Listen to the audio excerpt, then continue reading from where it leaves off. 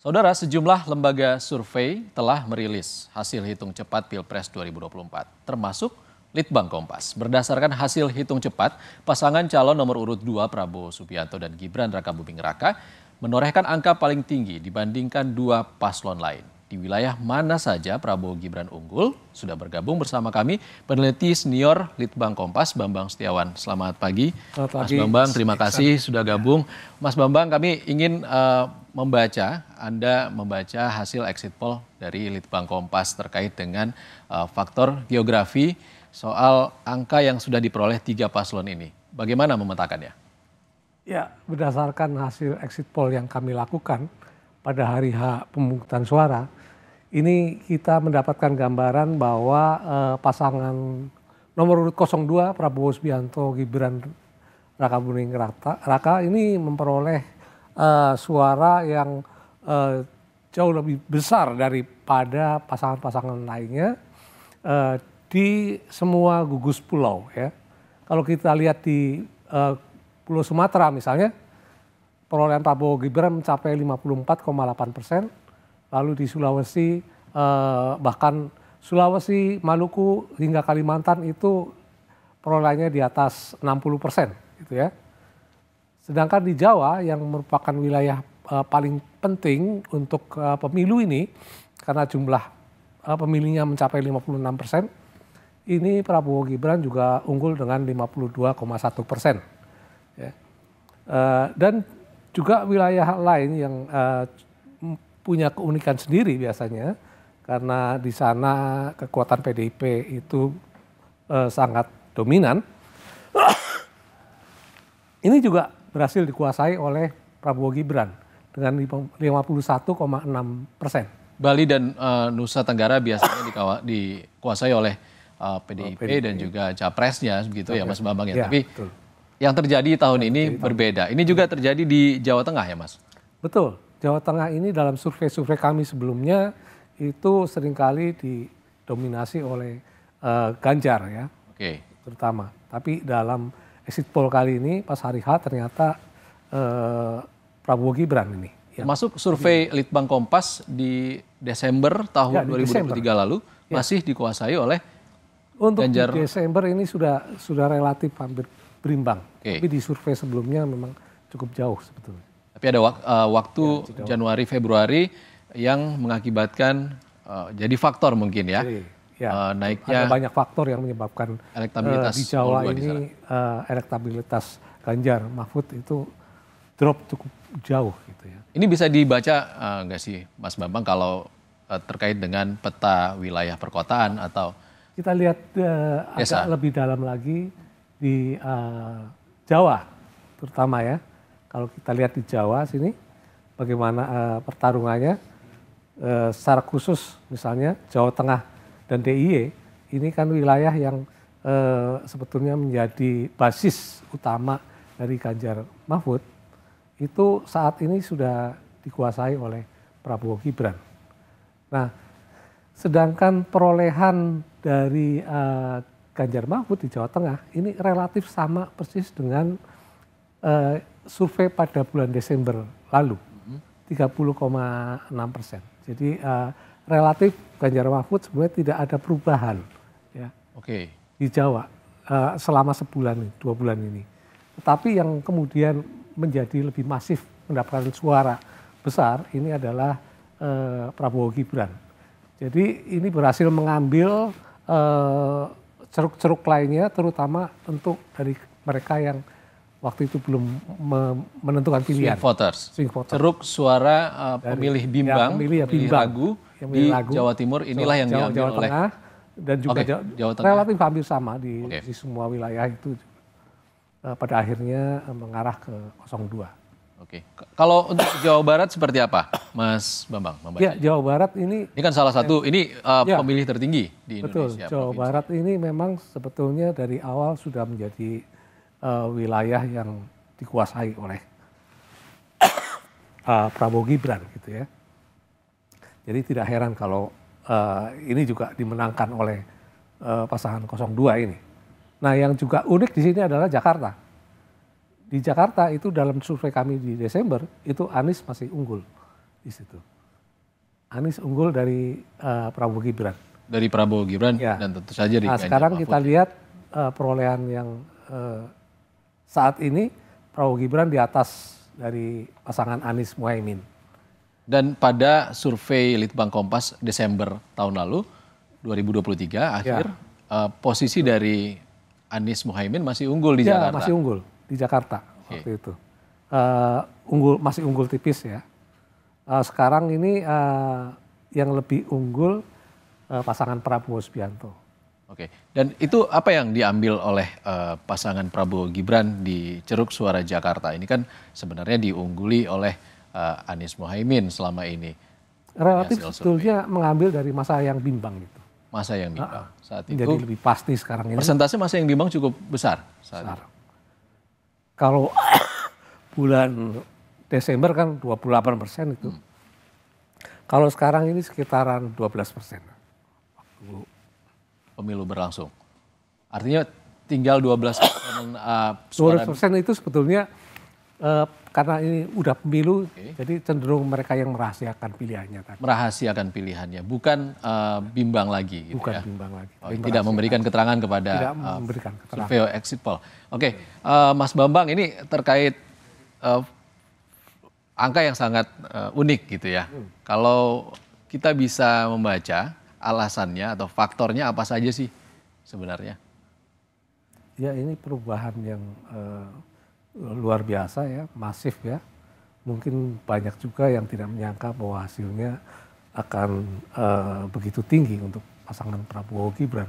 Tapi tentu saja ada dinamika politik yang turut berpengaruh ya di sini. Terutama kalau kita lihat lebih jauh misalnya kita kaitkan dengan faktor Jokowi atau Jokowi efek di sini ya. Di sini mereka yang puas ya terhadap pemerintahan Jokowi itu cenderung menjatuhkan pilihannya ke Prabowo Gibran. Ini angkanya yang muncul sekarang ini sampai 62,6%. Ya. Jadi mereka yang puas cenderung menjatuhkan pilihannya kepada 02. Ini angka ini berbeda sangat signifikan dari bulan Desember, survei kami bulan Desember tahun lalu, di mana angkanya masih di kisaran 40-an. 40% mereka yang puas terhadap kinerja pemerintahan Jokowi itu memang sudah mendukung Prabowo Gibran. Tetapi pada hari H pemilu naiknya makin tajam lagi. Jadi makin solid mereka yang artinya puas. Ada perpindahan suara dari pasangan kebanyakan Ganjar. Bukan perpindahan lagi, tetapi menjadi lebih pasti. Orang yang bimbang tadinya, apakah saya memilih 02 atau 03, kebanyakan itu yang bimbang di antara itu. Lalu pas hari H, mereka yang bimbang menetapkan pilihan kebanyakan ke 02. Itu kalau hasil dari periode November Desember dengan hasil yang dipublikasi oleh Litbang Kompas pada Desember. Lalu sepanjang awal tahun ini, Januari Februari masa kampanye, apalagi kampanye akbar, itu yang menjadikan ada perubahan yang sangat signifikan, Mas Bambang. Ya itu salah satu saja, hal-hal lain tentu didukung oleh masifnya pergerakan Prabowo Gibran ini baik oleh mesin mereka sendiri di berbagai wilayah, ya, terutama di Jawa dan kita lihat juga sangat intensif itu di Jawa Tengah. Itu juga didukung oleh tentu kita bisa secara kasat mata melihat bagaimana Bapak Presiden Jokowi seringkali turun lapangan di Jawa Tengah misalnya kan pada minggu-minggu terakhir ini. Itu tentu memiliki pengaruh yang sangat besar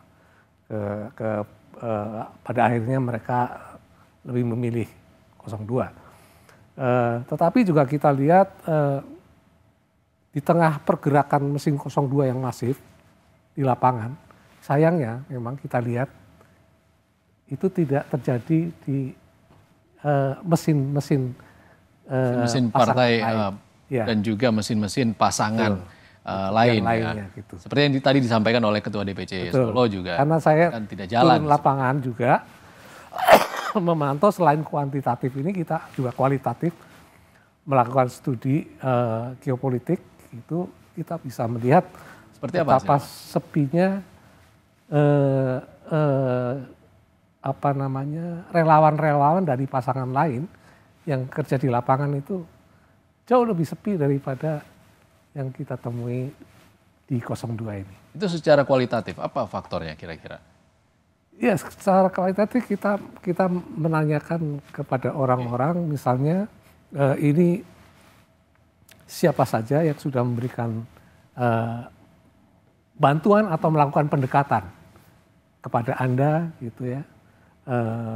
Lalu apa saja yang diberikan, kemudian persuasinya seperti apa, lalu mereka bikin jaringannya seperti apa.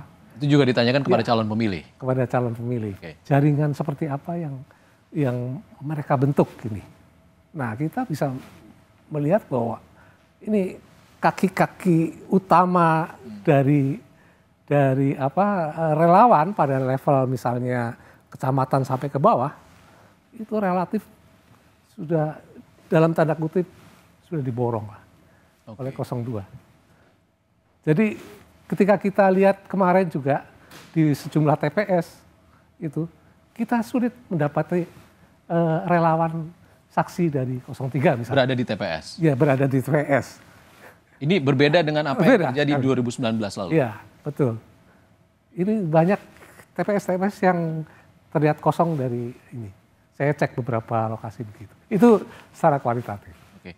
Tapi kondisinya di TPS tersebut ada dari relawan dari Betul. Prabowo Subianto Kalau dan Raka Buming. ini ada misalnya. Oke. Dan cukup aktif juga untuk 01 ini ada. Tapi sayangnya memang terjadi kelangkaan itu untuk relawan 03 yang ada di sebagai saksi di TPS. Oke. Kalau Mas Bambang terkait suara tingkat kepuasan mereka yang puas dengan kinerja Jokowi tadi cukup tinggi untuk pasangan Prabowo Gibran. Ya. Kalau yang tidak tahu terkait dengan kepuasannya terhadap kinerja pemerintahan Jokowi ini juga masih dikuasai oleh Prabowo Gibran. Prabowo Gibran itu begitu. Betul. Nah, agak berbeda situasi buat mereka yang tidak puas di sini. Mereka yang tidak puas memang lebih mengarahkan dukungannya ke pasangan 01 Anies Muhaimin di sana. Jadi hal ini memperlihatkan bahwa pemilih memang berbeda secara diametrikal antara mereka yang puas dengan kinerja Jokowi dengan yang tidak puas. Yang tidak puas cenderung memang terkonsentrasi pada sosok Anies Muhaimin. Sementara yang puas memang makin terkonsentrasi di sosok Prabowo Gibran. Dan ini ada kenaikan terkait mereka yang tidak puas? Yang tidak puas naik. Ya. Baik. Mas Bambang, kalau kita kan tahu ya kalau pemilih terbanyak tahun ini adalah mereka yang berusia dari generasi milenial. Itu kita bisa lihat ini dari Gen Z. Soal demografi pemilih ya, generasi. Nah, kita lihat di sini betapa masifnya ya generasi Z ini yang berusia di bawah 26 tahun. Tahun ini menjatuhkan pilihannya kepada Prabowo Gibran. Itu angkanya sampai 65,9. Padahal di Desember itu masih berkisar di sekitar 50-an lah. Jadi ada kenaikan sekitar 15%. Baik. Lalu sebetulnya juga ini mencerminkan bahwa Prabowo Gibran didukung juga oleh generasi-generasi lain di atasnya. Gitu ya. Hanya memang makin muda generasi itu makin banyak yang memilih Prabowo Gibran. Dan ini semuanya rata ya Mas ya, ada kenaikan relatif rata dari angka pada Desember. Yang terjadi sebaliknya untuk Anies Muhaimin semakin tua generasi, dia makin banyak dapat dukungan dari kalangan yang lebih tua. Gitu. Ya, kembali lagi kita tegaskan kalau hasil exit poll ini bukanlah hasil dan tidak mempengaruhi hasil resmi yang akan disampaikan oleh KPU. Hanya sebagai pengawasan demokrasi dan juga gambaran untuk publik sementara untuk publik bagaimana hasil pemilu 2024 ini. Baik, terima kasih Mas Bambang sudah bergabung bersama kami di laporan khusus hari ini. Terima kasih.